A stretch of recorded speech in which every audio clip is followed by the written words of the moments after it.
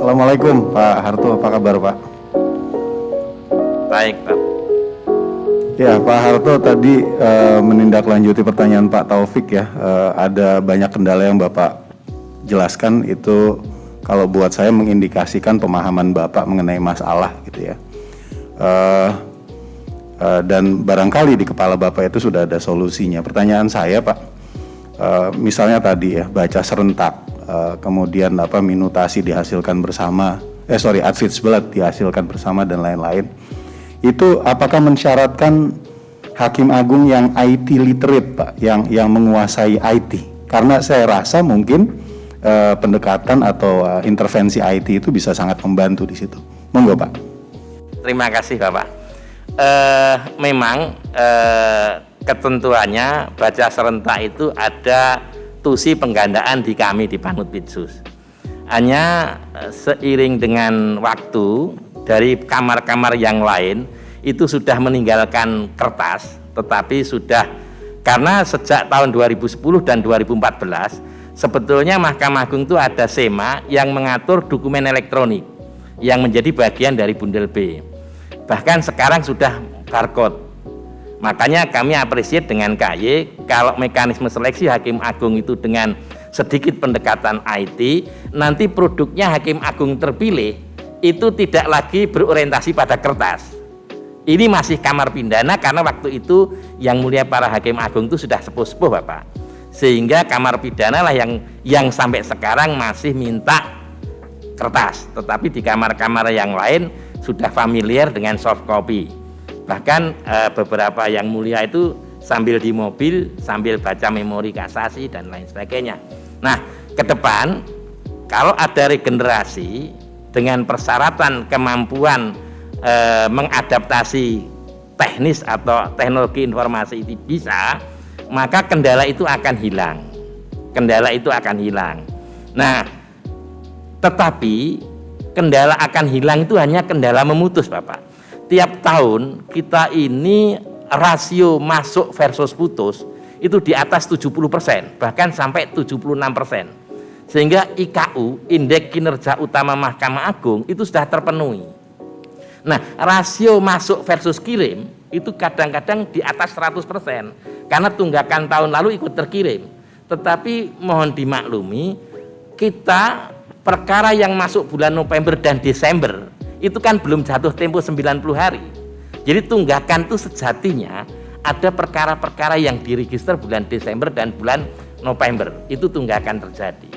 Nah, sehingga karena dia ban berjalan, 5.000 itu sebetulnya kalau kita petakan kan time limitnya 250 hari Bapak. 250 hari itu dari pengadilan mengirim sampai Mahkamah Agung mengirim kembali. Nah, sebetulnya sekitar 30%, ya, 30% sampai 35% lah yang tidak tepat 250 hari. Oke, kalau begitu saya coba ke pertanyaan berikutnya Pak. Ini saya pegang data laporan tahunan Mahkamah Agung yang terbit 2021 tapi mengenai keadaan 2020 Pak ya. Di sini kasasi yang masuk itu tahun 2020 jumlah perkaranya mencapai 13.103. Sementara PK itu mencapai yang masuk tahun 2020 2028. Ini kita belum bicara soal PK dari perkara pajak Pak ya.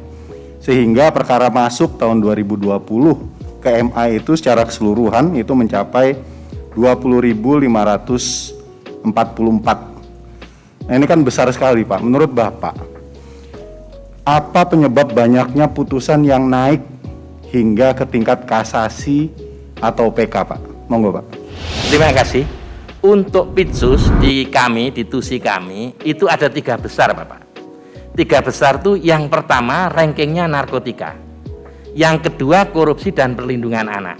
Ini dari tahun ke tahun dia bolak-balik antara korupsi dan perlindungan anak. Nah, pertanyaan kenapa kok harus, padahal 45A Undang-Undang Mahkamah Agung sudah ada pembatasan kasasi ya. Artinya ada pembatasan kasasi yang ancamannya setahun, yang denda, yang pra-peradilan tidak boleh kasasi. Tapi kenapa harus ini? Nah Bapak, di politik hukum nasional kita ini pembuat undang-undang, mudah-mudahan saya salah, pembuat undang-undang itu selalu beranggapan meningkatkan ancaman hukuman itu akan signifikan dengan mengurangi kejahatan. Nah, Bapak tahu narkotika itu pasal 112, 114 itu minimum pidanaannya 4 tahun. Minimum dendanya 800 juta. Jadi dia tidak pakai gramisasi. Berapapun volumenya asal 112 dia kena 4 tahun. Nah, inilah yang menyebabkan berbondong-bondong orang kasasi. Jadi mayoritas perkara kasasi justru di narkotika. Kalau di Pitsus, Pak, itu ranking 1 dari tahun ke tahun 35% sampai 37% di Pitsus. Nah, setelah kita amati, belum ada studi yang bagus ya Pak, tetapi itu yang kasasi itu karena dia dipidana 4 tahun, denda 800 juta, selalu begitu. Makanya ada rumusan rapat pleno kamar zaman Pak Artijo yang membolehkan hakim memutus yang didakwakan tetapi menabrak minimum pemidanaan.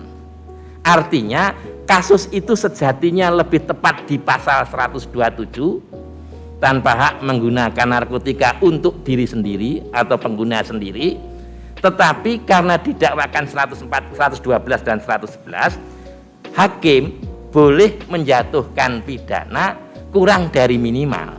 Dan ini mulai kami sering beberapa kali ke BNN dengan Kejaksaan Agung bekerja sama untuk sosialisasi, karena semangatnya penyidik dan PU selalu mengkonstruksikan dakwaannya 112 dan 111. Oke, terima kasih Pak. Kalau itu kan kasasi Pak ya, yang sudah dibantu sebenarnya coba dibantu dengan rumusan pasal 45A Pak ya. Jadi kalau berdasarkan pasal 45A ayat 2 itu memang putusan pra-peradilan, lalu perkara pidana yang ancaman pidananya paling lama 1 tahun dan atau diancam pidana denda itu dibatasi dari kasasi.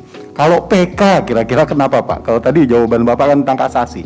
Kalau PK kenapa arus yang masuk itu juga tinggi dari waktu ke waktu? Jadi begini Bapak, ada breakdown dari 45A itu ada SEMA nomor 8 tahun 2011. Nah, SEMA nomor 8 tahun 2011 itu setelah kami konsultasikan dengan pimpinan, spiritnya itu dipakai untuk PK. Artinya 45A yang kemudian di breakdown SEMA nomor 8 tahun 2011 itu spiritnya dipakai untuk PK. Nah, hanya tren sekarang PK itu dianggap upaya hukum tingkat 4. Sehingga para lawyer, mohon maaf, ini hampir selalu menggunakan ini. Nah, perkembangan terakhir Bapak, ini kan sedang digodok pokja upaya hukum elektronik di Mahkamah Agung. Saya minta legal standingnya harus jelas. Pemohon PK itu legal standingnya narapidana, bukan terdakwa. Jadi upaya para lawyer untuk menghindari eksekusi lewat mekanisme PK itu akan terhalang apabila teks pasal 263 KUHP itu ditafsir dengan benar bahwa pemohon PK adalah narapidana atau ahli warisnya. Nah, sekarang ini yang terjadi, banyak ketua pengadilan negeri melayani permohonan PK padahal yang baru turun itu petikannya Bapak, bundel A-nya dan belum turun, salinan putusan belum turun. Ada di sana mekanisme ketua pengadilan itu harus menunjuk majelis pemohon PK yang bukan majelis yang mengadili tingkat pertama. Ini kaitannya dengan pasal 17 Undang-Undang Kekuasaan Kehakiman Bapak, yang punya hubungan langsung atau tidak langsung dengan pekerjaan terdahulu. Nah, ini sebetulnya hanya diketahui di salinan putusan Pak, karena bundel A dan putusan asli PN kan akan kita kirim. Nah, sekarang ini banyak masalah, PN belum bisa mengirim bundel A dan bundel B ke Mahkamah Agung karena putusan kasasinya belum turun. Nah, kembali ke pertanyaan Bapak, karena ada tren 1 menit lagi Pak. PK ini adalah dianggap upaya hukum tingkat 4, maka dia akan mencoba mengajukan PK karena merasa ada ketidakadilan di putusan kasasi barangkali. Oke, bahkan ada kecenderungan Pak ya, sekarang jadi seperti upaya hukum biasa, dalam artian karena PK itu bisa dijamin hasilnya, outcome-nya itu tidak akan lebih berat dari putusan sebelumnya, maka dibuat satu putusan itu BHT dan kemudian pada waktunya diajukan PK. Itu Bapak tangkap juga? Data terakhir dulu PK itu yang kabul 13%, Pak. Data terakhir itu sudah di atas 20%. Tapi kabul tidak membalik keadaan. Misalnya kabul kembali ke putusan PN. Kan ada kadang-kadang yudek faksi itu katakanlah X.